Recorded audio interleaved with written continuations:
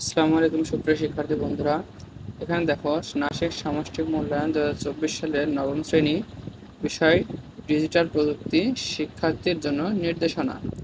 এখানে প্রকল্পের নাম হচ্ছে সাইবার নিরাপত্তা বিষয়ক সচেতনতামূলক তথ্য উপস্থাপন। তোমাদের এই প্রশ্নটি সোশ্যাল মিডিয়াতে প্রচুর পরিমাণে ভাইরাল হয়েছে, সেই আঙ্গিকে আমি এই প্রশ্নটি সলিউশন করতে শুরু করেছি। আমি অলরেডি কাজ 1, কাজ 2, কাজ 3, কাজ 4, কাজ 5, কাজ 6, তাহলে কাজ 6 পর্যন্ত আমরা দেখে ফেলেছি। তোমরা সেই ভিডিওর লিঙ্ক ডেসক্রিপশনে পেয়ে যাবে, তো সেই ভিডিওটি দেখে তারপর এই ভিডিওটি দেখে নেবে, তাহলে তোমাদের পুরো কোশ্চেনের সলিউশন পেয়ে যাবে। তাহলে এবার আমরা দেখব কাজ 7, কাজ 8, কাজ 9 এবং কাজ 10। তাহলে চলো শুরু করি। কাজ 7 প্রশ্নটি দেখো, সকল তথ্য, ছবি, চার্ট, ইনফোগ্রাফ, ভিডিও, সাক্ষাৎকার ইত্যাদি দিয়ে একটি ভিডিও ডকুমেন্টারি এডিট করার ক্ষেত্রে নিচের সফটওয়্যারের স্ক্রিনশটে ভিডিও এডিটিং টুলসগুলো ব্যবহারের ধারাবাহিকতা চিহ্নিত করে সংখ্যার ক্রমানুসারে চিহ্নিত করে দেখাতে হবে। সেই ক্রমানুসারে ভিডিও এডিট করা ধাপগুলো ফ্লোচার্ট নিজ নিজ খাতায় উল্লেখ করো। তাহলে এখানে একটি ক্যাম্পাসিয়া সফটওয়্যার আছে, এই সফটওয়্যার দ্বারা কীভাবে কী করতে হয় আমরা এবার তা দেখব। চলো আমরা উত্তরটি দেখে আসি। এই যে উত্তরটি দেখো, এখানে রয়েছে 1 ক্যাম্পাসিয়া ডাউনলোড এবং ইনস্টল। প্রথমে রয়েছে ডাউনলোড এবং ইনস্টল। ক্যাম্পাসিয়া সফটওয়্যারটি ডাউনলোড করুন এবং কম্পিউটারে ইনস্টল করুন। দ্বিতীয় নম্বর পয়েন্টে রয়েছে নমুনা প্রজেক্ট তৈরি। ক্যাম্পাসিয়া ওপেন করুন, সফটওয়্যারটি ওপেন করে নতুন প্রজেক্ট তৈরি করুন।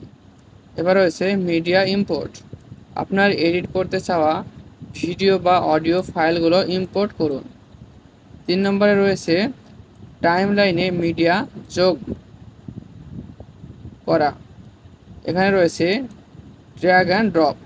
ইম্পোর্ট করা মিডিয়া ফাইলগুলো টাইমলাইনে ড্র্যাগ ও ড্রপ করুন। 4 নম্বরে বলছে ভিডিও এডিটিং। এখানে রয়েছে ক্লিপ কাটা। টাইমলাইনে ক্লিপ সিলেক্ট করে কাঁচি আইকন ব্যবহার করে ক্লিপ কাটুন। এরপরে রয়েছে ট্রিমিং। ক্লিপের শুরু বা শেষ থেকে মাউস দিয়ে ড্র্যাগ করে ট্রিম করুন। এবার রয়েছে স্লিপ্ট। নির্দিষ্ট জায়গায় ক্লিপটি স্লিপ্ট করতে এস বাটন চাপুন। তাহলে এ হলো ভিডিও এডিটিং। এবার দেখো অডিও এডিটিং। এখানে রয়েছে volume adjust. Audio clip select করে ভলিউম বাড়ানো বা কমানোর জন্য সাইডার ব্যবহার করুন। Fade in out. অডিও ক্লিপের শুরুতে বা শেষে ফেড ইন বা ফেড আউট ইফেক্ট যোগ করুন। 6 নম্বরে রয়েছে ট্রানজিশন এবং ইফেক্টস যোগ করুন। ট্রানজিশনস ট্যাব থেকে পছন্দের ট্রানজিশন ইফেক্ট টাইমলাইনে ক্লিপের মাঝে ড্র্যাগ ও ড্রপ করুন। এবার দেখো ইফেক্ট। ভিজুয়াল ইফেক্টস ট্যাব থেকে পছন্দের ইফেক্ট ক্লিপে অ্যাপ্লাই করুন। 7 নম্বরে রয়েছে টেক্সট অ্যান্ড অ্যানিমেশন যোগ করা। টেক্সটে রয়েছে অ্যানোটেশনস ট্যাব থেকে টেক্সট বক্স টাইমলাইনে ড্র্যাগ করুন এবং টেক্সট লিখুন। অ্যানিমেশন অপশানে দেখো অ্যানিমেশনস ট্যাব থেকে পছন্দের অ্যানিমেশন ক্লিপে অ্যাপ্লাই করুন। 8 নম্বরে দেখো প্রিভিউ এবং final touch. Preview play button চেপে সম্পূর্ণ ভিডিওটি প্রিভিউ করুন। ফাইনাল টাচ যদি কোনো সংশোধন প্রয়োজন হয় তাহলে সেটি সম্পন্ন করুন। 9 নম্বরে রয়েছে ভিডিও এক্সপোর্ট করা। শেয়ার বাটন চেপে লোকাল ফাইল সিলেক্ট করুন। এক্সপোর্ট সেটিংস সেট করুন। এখানে রয়েছে ফাইল ফরম্যাট, রেজলিউশন ইত্যাদি এবং নেক্সট চাপুন। ফাইনাল এক্সপোর্ট ফিনিশ চেপে ভিডিও ফাইল এক্সপোর্ট করুন। তাহলে এই হলো আমাদের প্রশ্ন 7-এর অ্যান্সার। তাহলে আশা করি তোমরা ভালোভাবে বুঝতে পেরেছো। এবার চলো দেখো আমরা কাজ 4-এ কি বলছে, কাজ 8-এ কি বলছে, সম্মেলন অনুষ্ঠানে তোমাদের উপস্থাপনা বিষয়ক একটি প্রচারণার নোটিশ স্কুলের গুগল সাইটে প্রকাশ করো অথবা ধাপগুলো খাতায় লেখো। তাহলে তোমাদের যেহেতু অনলাইনের ব্যবস্থা এবং কম্পিউটার ব্যবস্থা ক্লাসে না থাকতেও পারে, সেহেতু তোমরা এটা খাতায় সুন্দরভাবে লিখবা। তো চলো আমরা প্রশ্নের অ্যান্সারটি দেখি। এখানে উত্তরটি দেখো, 1 নম্বরে রয়েছে গুগল সাইটে লগ ইন করা। গুগল সাইটে লগ ইন করুন। আপনার গুগল অ্যাকাউন্ট দিয়ে গুগল সাইটে লগ ইন করুন। 2 নম্বরে রয়েছে স্কুলের সাইট খুলুন। এখানে রয়েছে সাইট সিলেক্ট করুন। আপনার স্কুলের সাইটটি সিলেক্ট করুন যেখানে নোটশিট প্রকাশ করতে চান। 3 নম্বরে রয়েছে পেজ নির্বাচন বা তৈরি করা। পেজ নির্বাচন করুন। যদি আগে থেকেই একটি নোটিশ বোর্ড বা ঘোষণা পেজ থাকে তাহলে সেটি খুলুন। এরপরে রয়েছে নতুন পেজ তৈরি করুন। যদি না থাকে তাহলে একটি নতুন পেজ তৈরি করুন। এর জন্য এখানে রয়েছে ইনসার্ট, টেক্সট বক্স এবং নামকরণ। ইনসার্ট ট্যাবে যান, গুগল সাইটের ডান দিকে ইনসার্ট ট্যাব ক্লিক করুন। এবার দেখো টেক্সট বক্স যোগ করুন।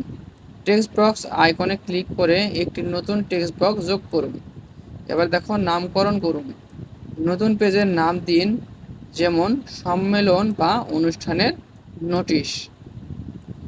এরপরে দেখো 4 নম্বরে রয়েছে নোটিশের তথ্য যোগ করা।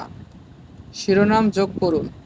টেক্সট বক্সে নোটিশের শিরোনাম লিখুন, যেমন সম্মেলন বা অনুষ্ঠানে আমাদের উপস্থাপনা সম্পর্কে নোটিশ। পরে দেখো বিস্তারিত তথ্য লিখুন। নোটিশের মধ্যে নিচের বিষয়গুলো লিখুন। উপস্থাপনার বিষয়, এখানে রয়েছে সাইবার নিরাপত্তা বিষয়ে সচেতনতা। এবার রয়েছে তারিখ এবং সময়। উপস্থাপনার তারিখ এবং সময় উল্লেখ করুন। স্থান, সম্মেলন অনুষ্ঠানের স্থান উল্লেখ করুন।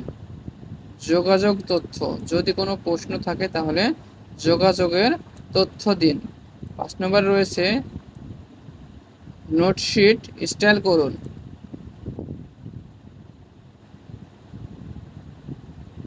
নোটিশটি স্টাইল করুন। ফরম্যাটিং, টেক্সট হাইলাইট করে ফন্ট সাইজ, কালার এবং স্টাইল পরিবর্তন করুন। এবার রয়েছে ইমেজ যোগ করুন। যদি প্রয়োজন হয় তাহলে ইনসার্ট ট্যাব থেকে ইমেজ যোগ করুন যা উপস্থাপনার সাহায্যে সম্পর্কিত হতে পারে। 6 নম্বরে রয়েছে নোটিশটি প্রকাশ করা।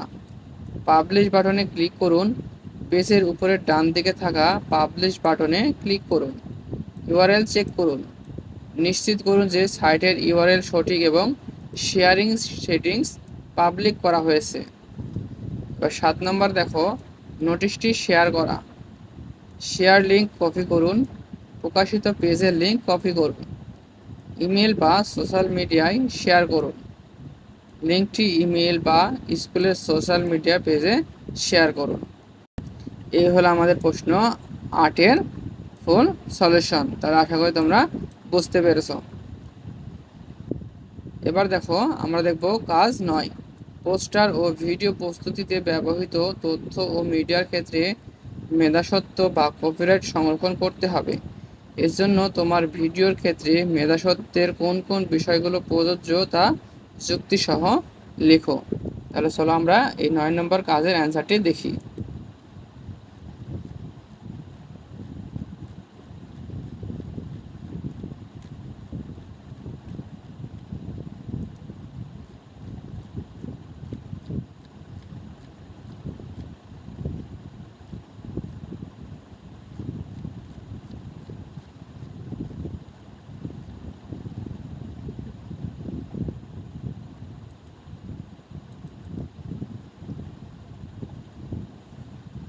উত্তরটি দেখো, পোস্টার এবং ভিডিও প্রস্তুতিতে ব্যবহৃত তথ্য এবং মিডিয়ার ক্ষেত্রে মেধাস্বত্ব বা কপিরাইট সংরক্ষণ করতে অনেকটাই গুরুত্বপূর্ণ। এটি কোনো ধরনের ক্রিয়াকলাপ যেমন ছবি, ভিডিও, কন্টেন্ট, লেখা, গান, ছবি অথবা অন্য কোনো সৃষ্টির অধিকার বা সংরক্ষণের কাজ। এবার দেখো কপিরাইট সংরক্ষণের জন্য অনুসরণীয় কিছু ধাপ। এখানে ধাপগুলো হচ্ছে ব্যবহারের অনুমতি। অন্য কারো কাজ ব্যবহার করার আগে আপনাকে তাদের অনুমতি প্রাপ্ত করতে হবে। এটা সাধারণত লেখকের সাথে যোগাযোগের মাধ্যমেই করা হয়। তাহলে তুমি কিছু ব্যবহার করার সময় কপিরাইটের আওতায় থাকলে সেটি আগে তোমাকে যিনি করেছেন এই কাজটি প্রথমে তার সাথে যোগাযোগ করে ব্যবহার করতে হবে। 2 নম্বরে রয়েছে অধিকার সংকেত। আপনার সৃষ্টির প্রতিটি পোস্টার বা ভিডিওতে কপিরাইট সংকেত দেওয়া উচিত। এটি আমাদেরকে বুঝিয়ে দেয় যে আপনি আপনার কাজের একান্ত নিজ অধিকারী। 3 নম্বরে রয়েছে ব্যবহারের শর্ত।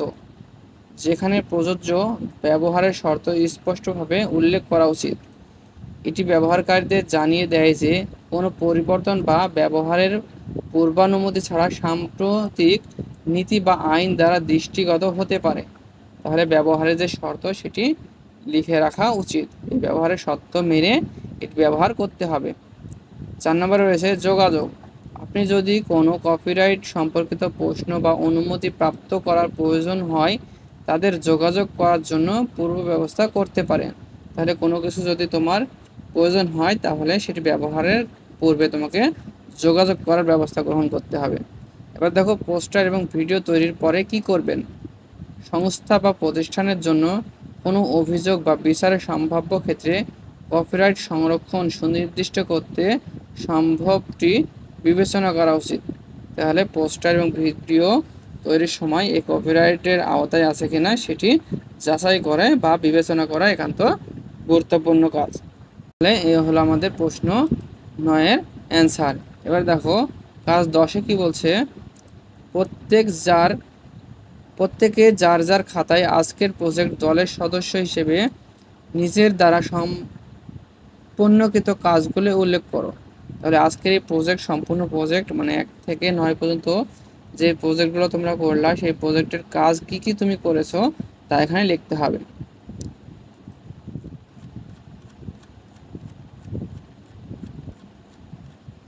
তাহলে এটা কিছুই না, এখানে তুমি আজকে যা যা করেছো তা লিখে ফেলবে।